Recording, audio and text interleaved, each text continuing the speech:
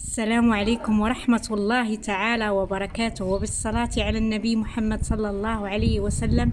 يحلو الحديث والكلام من قناة لينا تيوب. كنرحب بكم، كنشارك معكم في هذا الفيديو القديد في المنزل أو في البيت في أيام العيد الكبير أو عيد الأضحى المبارك. أتمنى يعجبكم الفيديو، توصلوه لأكبر عدد من اللايكات، وشاركوه في مواقع التواصل الاجتماعي مع الأهل والأحباب والأصدقاء حتى يستفيد الجميع. من هذا المنبر نقول لكم مرة أخرى عيد مبارك سعيد. الله يدخلوا عليكم بالرحمة والعفو والسلامة والهنا وراحة البال. غادي ندوزو لا فيديو مباشرة. قبل ما ندوزو، شوفوا هذا هو القديد، يلاه نشرناه في الشمس في الحبل باش تيبسوا الشمس على طريقة الجدات وبداية من الزمن الجميل. فإلى الفيديو مباشرة. Let's go. هذا هو اللحم الحولي اللي كيمشي عند الجزار أو الجزار باش يقطعوا. هذا اللحم كله مقطع حسب الرغبة. غادي نبداو نحطوه في اكياس باش ندخلوه للمجمد. هادو هما الاكياس راكم شفتوهم محطوطين. كنزيدو نقطعوا الاجزاء حسب الرغبة.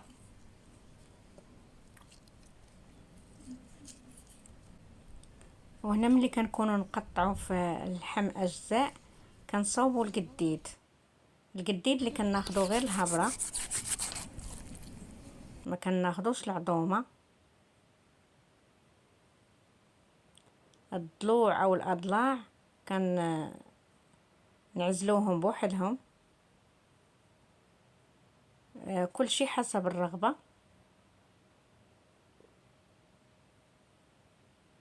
كما كتشوفوا الفيديو راه موضح نفسه. كناخذوا الهبره او اللحم احمر للشوا العديد من الوصفات. وهذوك العظومه ديال العمود الفقري كنصوبوا منهم المروزيه اللي معروفه في المطبخ المغربي.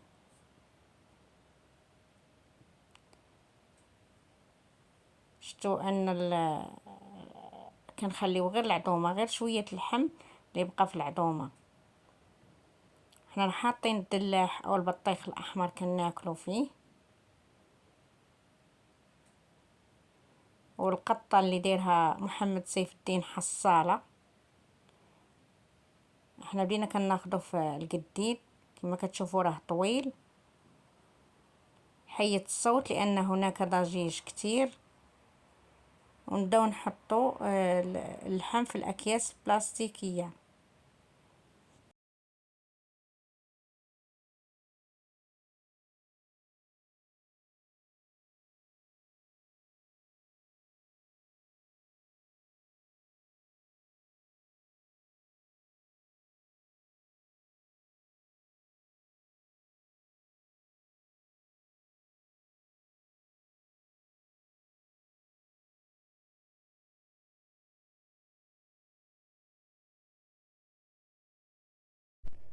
في هذا الاثناء بدينا كنحطو اللحم في اكياس بلاستيك باش ندخلوه للمجمد او الفريغو كما كنقولوا بالدارجه، او الفرايزر او الكونجيلاتور.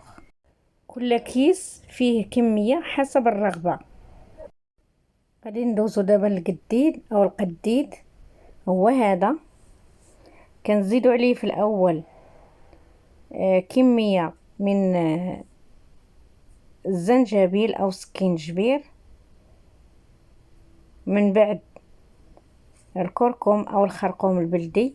والكميات دائما حسب كمية القديد او اللحم المقدد. قزبر يابس، ومن بعد ذلك الملح خاصها تكون كثيرة لانها بمثابة مادة حافظة اللي كتحافظ على القديد من الدود او البكتيريا او التعفن. غادي نخليوه يتبل من بعد ما زدنا ملعقتين من الماء، خليوه يتبل والعناصر تنسجم مع بعضها مدة على الأقل 4 ساعات أو ليلة كاملة. من بعد ما دخلت التتبيلة في القديد غادي ننشروه للشمس. هذا هو الحبل اللي غنشرو فيه قديد الوالدة، غادي يبقى حتى يبس في الشمس. وان شاء الله غادي نشارك معكم القديد يابس موجود في فيديو قصير، غادي نكمل النشير ديالو. وهنا كيكون لا فيديو ديالنا سهله، نتمنى يعجبكم وديروا ليه العديد من اللايكات. هذا هو القديد من بعد ما تنشر كله غيبقى منشور ويبس تحت اشعه الشمس حتى يبس بالكامل. كنتمنى ما تنسونيش من تعاليقكم الزوينه ومن ارشاداتكم ومن توجيهاتكم. أضرب لكم موعد في الفيديو المقبل مع فكرة أخرى أو موضوع آخر بإذن الله.